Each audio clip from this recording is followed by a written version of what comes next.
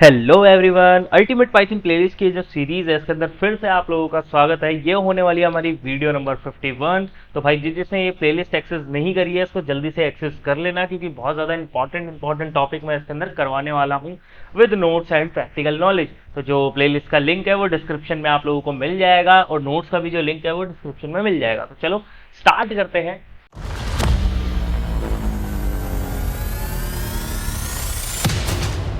आज की वीडियो के अंदर हम देखने वाले हैं ऑब्जेक्ट ओरिएंटेड प्रोग्रामिंग सिस्टम के बारे में कि भाई जो ऊप्स है वो क्या होता है।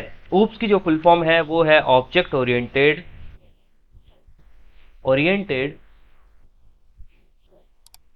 Programming system.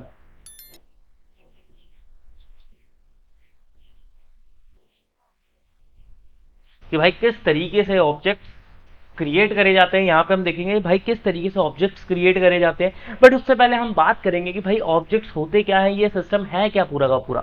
तो ओवरऑल अगर मैं सिंपली आप लोगों को बताऊं, आप लोगों ने कोई भी गेम खेली होगी। फॉर एग्जाम्पल हम एक ऐसा गेम ले लेते हैं जो सभी ने खेली हो। फॉर एग्जाम्पल हम बात करते हैं सबवे सफर।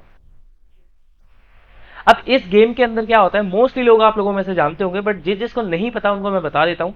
ये कुछ हमारे है ना टेम्पल रन की तरह ही होती है, बट थोड़ी सी अलग होती है। इसमें क्या होता है कि भाई एक पर्सन होता है, एक लड़का होता है, वो भाग रहा होता है और इधर से ट्रेनें आ रही होती है, इधर से ट्रेन आ रही होती है, इधर से ट्रेन आ रही होती है। उसको इन ट्रेनों से बच करके भागना होता है और बीच में काफी सारे ऑब्स्टिकल्स होते हैं, उनको भी इसे क्रॉस करना होता है। सिंपल सा ये सीन है। अब इस गेम के अंदर क्या है, अगर मैं नॉर्मली बताऊं तो इस गेम में आपने देखा होगा कि भाई बहुत सारी ट्रेनें आ रही हैं, एक टाइम पे बहुत सारी ट्रेनें आ रही है।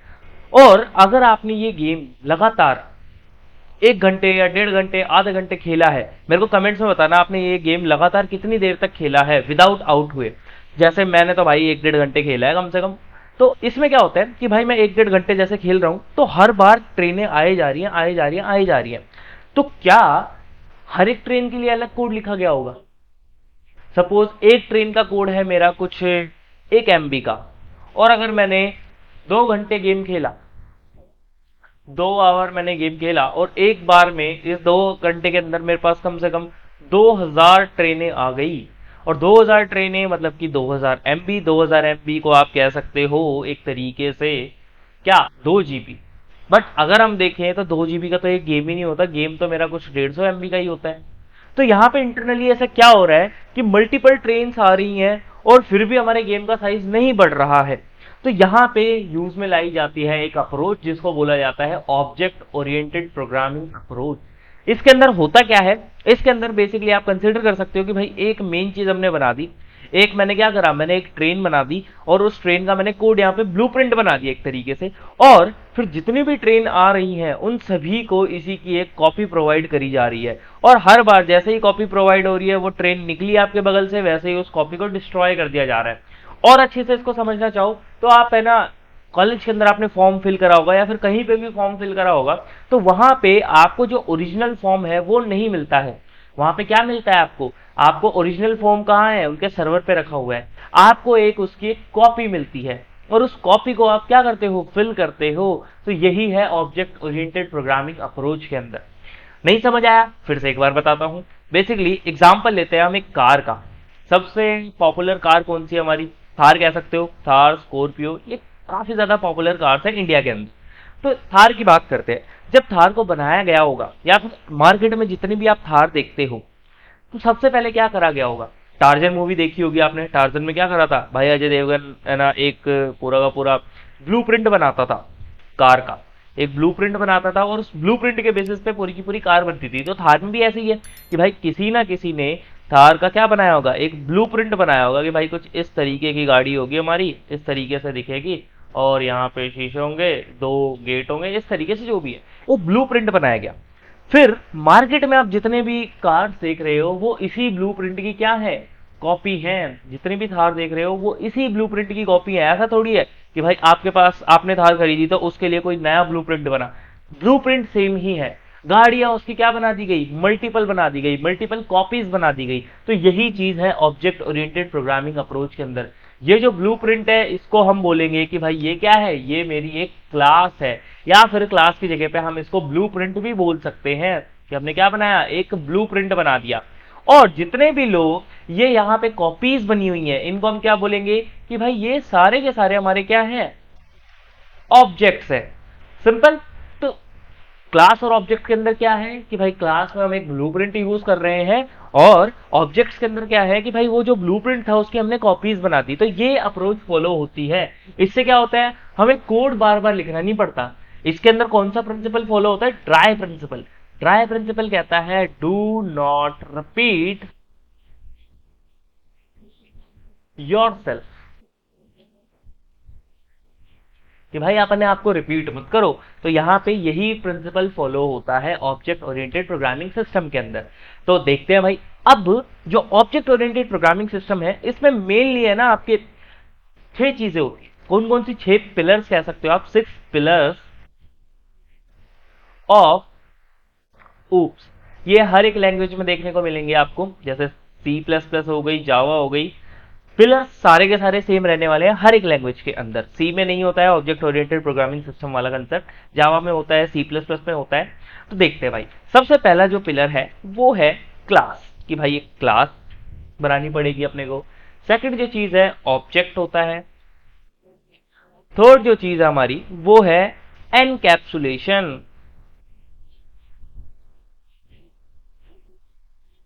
फोर्थ जो चीज है वो है हमारी पॉलीमॉर्फिज्म।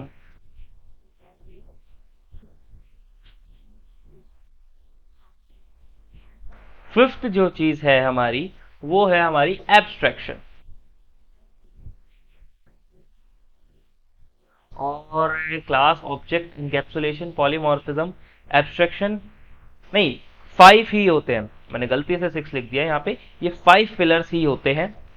5 पिलर है हमारे जो कि सबसे ज्यादा इंपॉर्टेंट है। एक क्लास है, ऑब्जेक्ट है, एनकैप्सुलेशन है, पॉलीमॉर्फिज्म है, एब्स्ट्रैक्शन है।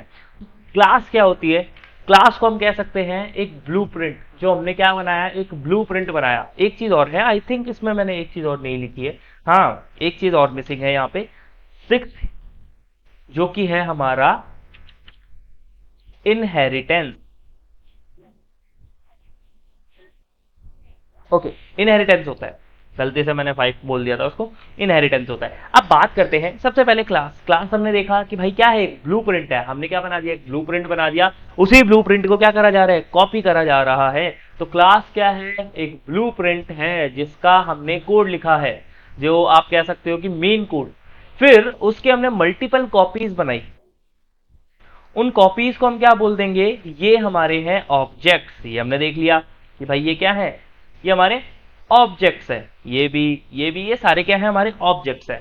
थर्ड चीज है एनकैप्सुलेशन। एनकैप्सुलेशन का मतलब क्या होता है, अगर मैं नॉर्मली आप लोगों को बताऊं कि भाई एक जगह पे कुछ फंक्शंस को, कुछ मेथड्स को, कुछ वेरिएबल्स को एक जगह पे पैक कर देना। कैप्सूल देखा होगा आपने, कैप्सूल में क्या होता है, एक कैप्सूल में क्या होता है, आपकी दवाइयां होती है अलग अलग टाइप की, मतलब एक ही कैप्सूल में डिफरेंट डिफरेंट टाइप की चीजें होती हैं। तो वो क्या है, वो एक कैप्सूल है। इसी तरीके से एनकैप्सुलेशन के अंदर क्या होता है, वेरिएबल्स होते हैं, कुछ कुछ मेथड्स होते हैं, और उन मेथड्स को पैक कर दिया जाता है। उसी को क्या बोल देंगे हम, एनकैप्सुलेशन। यहां पे लिख देता हूं, कुछ वेरिएबल्स कह सकते हो आप, और कुछ मेथड्स कह सकते हो, मेथड्स या फिर फंक्शंस। मेथड्स और फंक्शंस में क्या डिफरेंस है वो मैं बता दूंगा आप लोगों को। तो ये क्या चीज हो जाएगी, ये एनकैप्सुलेशन। भाई हमने क्या करा, पैक कर दिया। उसके बाद नेक्स्ट चीज है वो है पॉलीमॉर्फिज्म। पॉलीमॉर्फिज्म क्या चीज होती है, सबसे बढ़िया चीज लगती है ये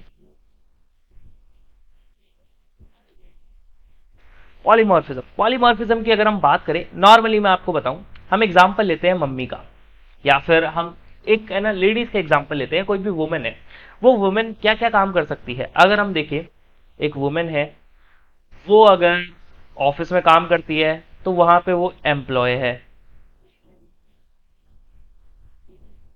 ठीक है। अगर वो घर पे है तो आप कह सकते हो हाउस वाइफ है वो।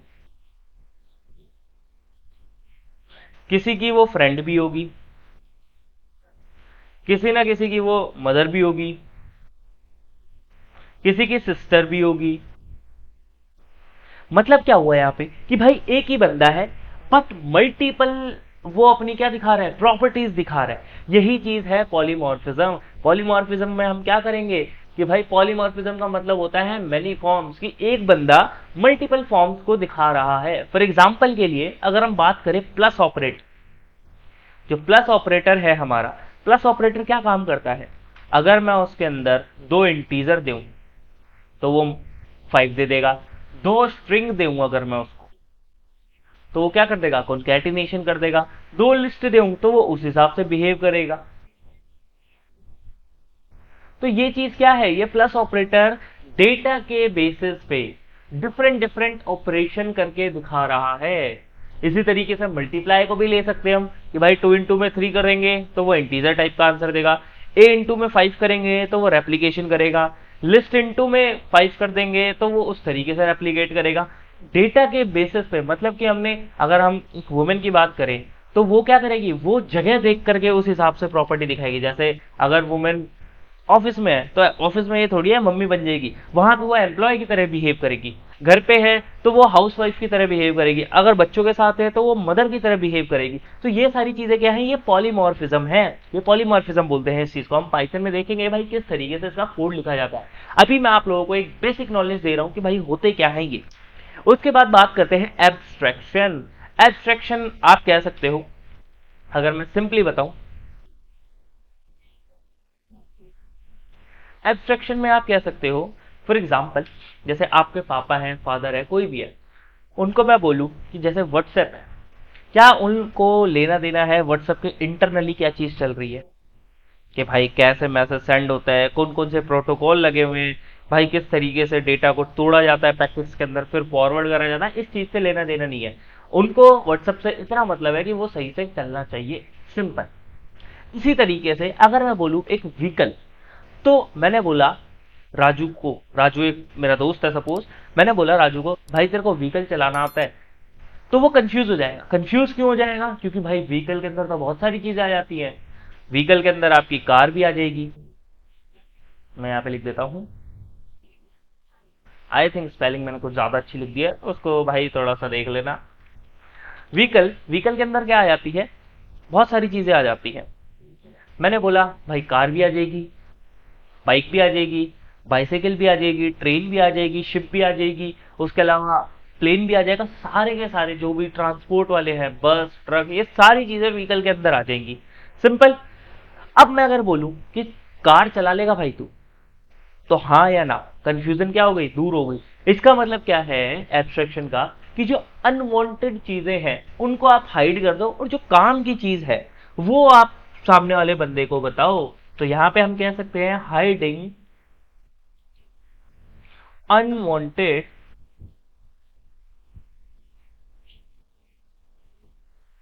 थिंग। भाई इंटरनली क्या चीज चल रही है, सारी फालतू की चीजें हटा दी हमने, ओवरऑल लास्ट में एक एप्लीकेशन बना करके या फिर एक प्रोडक्ट बना करके सामने वाले को दे दिया, सिंपल। ये चीज क्या है, ये एब्स्ट्रैक्शन, ये फालतू की चीजों को हाइड कर देना। उसके बाद बात करते हैं हम किस चीज की, इनहेरिटेंस। बहुत ही ज्यादा इंपॉर्टेंट टॉपिक है ये, और बहुत ही ज्यादा इंटरेस्टिंग टॉपिक कह सकते हो, इनहेरिटेंस। इनहेरिटेंस का मतलब पता लग रहा होगा कि भाई हमने कुछ है ना सामने वाले से ले लिया, इनहेरिट कर लिया एक तरीके से, ठीक है। जैसे अगर हम बात करें कि एक फादर है और उस फादर का एक सन है, फादर के पास कुछ प्रॉपर्टी है, तो वो प्रॉपर्टी किसके पास इनहेरिट हो जाएगी, फादर के पास, सन के पास हो जाएगी, सन के पास हो जाएगी। तो यही चीज है इनहेरिटेंस। कोड के अंदर भी इनहेरिटेंस हम कर सकते हैं। फॉर एग्जाम्पल मैंने क्या करा, मैंने एक ना स्कूल के लिए डेटा लगाया था, मैंने स्कूल के लिए यहाँ पे कुछ डेटा बनाया था। अब मेरे को भाई स्टूडेंट्स का डेटा भी चाहिए, तो मैंने एक स्टूडेंट के लिए भी बनाया था। अब तीसरा काम ये हो सकता है, अगर मैं बात करूं ओवरऑल ना रिजल्ट की, तो रिजल्ट के अंदर क्या होगा, स्टूडेंट भी चाहिए होगा और कौन से स्कूल से है वो भी चाहिए होगा। तो एक तो तरीका है मैं स्कूल को दोबारा यहाँ पे लिखूं, मतलब जो भी उसका डेटा है, स्टूडेंट है उसका डेटा दोबारा लिखूं। बट ये बहुत ज्यादा लेंथी प्रोसेस हो जाएगा। इसमें क्या हुआ, हमने सेम कोड को रिपीट कर दिया, बट हमने अभी अभी देखा कि जो ऊप्स वाला कंसेप्ट है वो किसके ऊपर बेस्ड है, ट्राई प्रिंसिपल के ऊपर। Do not repeat yourself, repeat मत करो अपने आप को।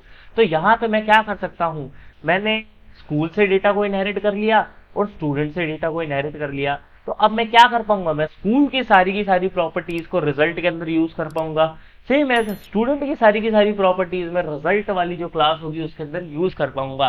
तो यही चीज है इनहेरिटेंस, कि भाई रिपीट मत करो लिखे हुए कोड को, अगर लिखा हुआ है तो उसको क्या कर लो, आप इनहेरिट करवा लो। इससे क्या होगा, हमारा टाइम भी बचेगा। सेकंड चीज, हमें लिखना भी कम पड़ेगा। थर्ड चीज, हमारे सॉफ्टवेयर की जो आप कह सकते हो लागत या फिर जितने पैसे लगने थे उससे कम हमारा खर्च में काम हो जाएगा। क्यों? क्योंकि रिपीट नहीं करना पड़ा हमें यहाँ पे। क्लियर? तो ये है बेसिक सा concept object oriented programming system का। तो भाई इस प्लेलिस्ट को एक्सेस कर लेना, मैं object oriented programming system start कर रहा हूँ अब पाइथन के अंदर, तो बहुत ही ज्यादा इंटरेस्टिंग ये प्लेलिस्ट बनने वाली है। तो चलो आज के लिए इतना ही करते हैं, मिलते हैं नेक्स्ट एपिसोड में। कोई भी डाउट लगा हो आप लोगों को तो कमेंट में बता देना भाई मेरे को, और सब्सक्राइब कर देना, लाइक कर देना। तो चलो मिलते हैं नेक्स्ट एपिसोड में, तब तक के लिए टाटा बाय बाय।